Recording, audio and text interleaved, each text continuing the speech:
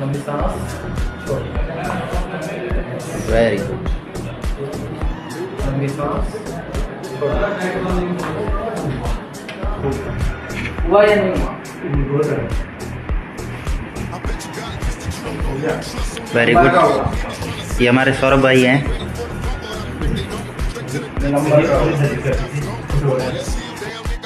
एक रिव्यू दे दीजिए, यहाँ पे क्लासेस होती है उसके बारे में। यहाँ पे पंचायत की क्लास कर रही थी और इससे पहले मैंने पुनीत चौबे सर से क्लास की है और अभी जो मैंने किया वो पुनीत चौबे सर ने सिखाया और नरेंद्र भाई का सबसे बड़ा योगदान रहा है, जिसकी वजह से आज मैं ये कोर्सेज सीख पाया और इतना सॉफ्ट एडजस्टमेंट कर पाया।